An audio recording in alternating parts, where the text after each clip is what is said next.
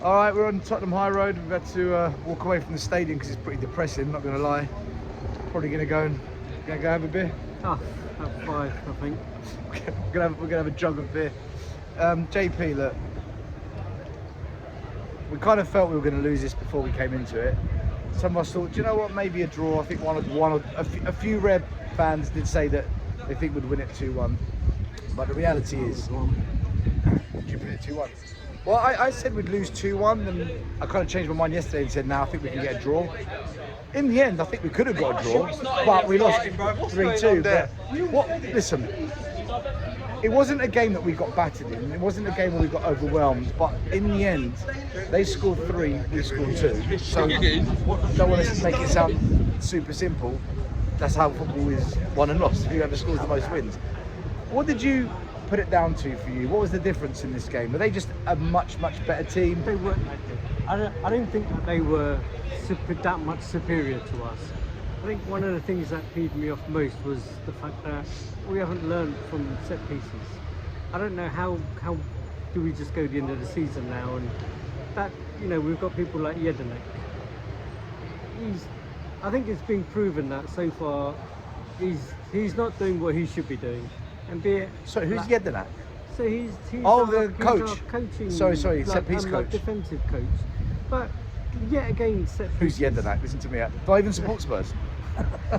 It's like yet again from set pieces we haven't learned. We've had 2 weeks to be able to, I don't know, not necessarily come up with a plan for Arsenal, but we've had 2 weeks to get back in the sync of it, and to get the team somehow motivated, somehow up for this game, somehow in terms of looking at set pieces, whatever. But it just seems like a waste of time. What's the point of having 2 weeks on a training ground if they're going to show up like that? One of the set pieces, the corner, came from us trying to play out from the back. Arsenal pressed us, and we could have just kicked it long, but we persisted playing out from the back. We didn't do it with intensity. We were slow, making the passes out from the back, which allowed Arsenal to read the game and to press us effectively. Does it not concern you that there aren't times when we don't just... Sorry, there's a guy next to us just punching the air and he's off his nut. You know we're in Tottenham. Yeah, does it not worry you that there's times that we don't just clear the ball, like just get it out? There's a like, look, I'll be honest and say I would get the fact that, do you know what, he's trying to impress this style of me. He's trying to play with this methodology. Yeah. And in a way, you've got to be strong and go with it, thick and thin, whatever happens, right? But there are games and there are kind of, you know where you say in-game management? Yeah. You should be able, as players on the pitch, they should take a little bit of control, a little bit of responsibility to do the right thing at that point in time. He's not going to have a go at it, I don't think. For, like, so do you think we should have just kicked it out? Yeah, but like we need to learn a lot of this, and it seems that either we're really naive, or they are really listening to the letter of the law of what the manager's saying. And it seems the latter, right? Because again, it's very slow, so slow. A whole build-up. Listen, also the ref. He was diabolical, I thought. He kind of gave them a hell of a lot. From what I read though, a lot of the decisions did go to VAR, and VAR said no. So I don't know how harsh we can be on the ref, but I'm not disagreeing with you. But even simple fouls, simple little fouls. They were getting the fouls, we weren't. Exactly the same thing. Was that the reason why we lost though? No, but that really didn't. I don't suppose it helped. Didn't help. Yeah, that's right. Not at all, because, you know, you build that momentum, and if they had the opportunity to break up that momentum, yeah, that screws us, whereas it didn't, kind of like when the shoe was on the other foot. Let me ask you about the midfield. Do you think it was the right decision to start Hojbjerg? Should Pape Sarr have started? Personally, I would have said yes, but that's hindsight, right? But I think at the start of the game, I would have liked him in there for that energy, right? Sorry, you would have preferred Sarr over Hojbjerg? Yeah. You see, I said the same. I wasn't happy. I did I had a pre-match chat with Charlie, young Charlie. Big up.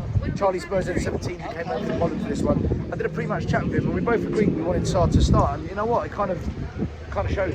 In a way, I maybe get the sentiment about Hojbjerg because he tends to drop deeper and he's a bit more defensive minded and stuff like that, and he can pass it, right? But the thing is, he's slow. You have him against what? Like Odegaard. He's running a ring. Odegaard, rings around him. Partey, Declan Rice. Partey's strong. Declan Rice has got that energy, and Odegaard's got that creativity to run around everywhere, right? We know Højbjerg's slow. I'm not going to blame it all on him, but we just weren't great at all. Final question. The wingers. I wasn't impressed. I know fans are going to say, oh, but they brought energy. Oh, but they brought purpose. Oh, they galvanised us. But I didn't see a winger take on a player. I didn't see a winger put a good cross into the box. I saw most of the crosses floated into the box, giving Raya plenty of time to read the ball and catch it. Come, just jump up and catch it. I didn't see any balls in the box where I thought to myself, ooh, good cross, or it was all very much, yeah. Kind of like, do you agree? much. Yeah, like 100%. I think like Werner, when he came on, once again, take your man on. He didn't.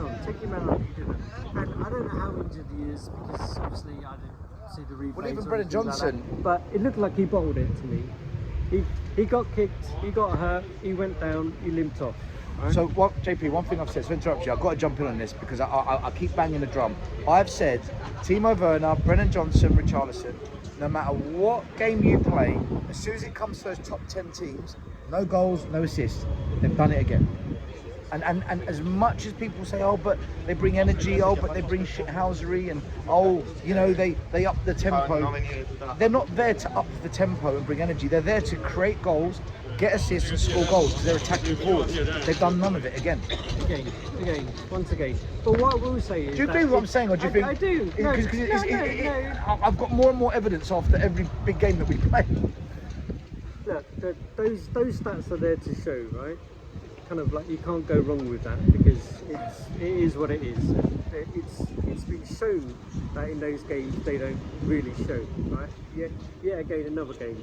But what I will say is, when Richie came on and like they came, somehow it did change the game a little bit. We seemed to a bit more. I thought Richie gung-ho got into their heads. I thought he wound them up and it unsettled them, and that's what you needed, right? That's what, because it was too easy for them almost. At 3-0 down, yeah, we needed to unsettle them. So, listen. But I would have thought that he could have had that at the start. I would have started with Richie. I think kind of. I heard you say to go like two up front, right? Play Son and Rice said go with the 3-5-2 to nullify. And I understand he doesn't like to change or whatever, but I think if Richie would have started, he could have got onto their centre backs a little bit more, and at least hustled them, harassed them, something like that. Whereas it seemed quite toothless up front. You know, in the 1980s, Margaret Thatcher was Prime Minister, and she famously said, "The lady is not for turning." You know, Ange, the man is not for turning. He ain't changing shit. Anyway, on that bombshell, guys, check us out tonight, 10 p.m. UK time. It's going to be our post-match analysis show. It'll be a hot one. It's going to be another hot one, and then we've got Chelsea in a couple of days. I mean, come on, you Spurs.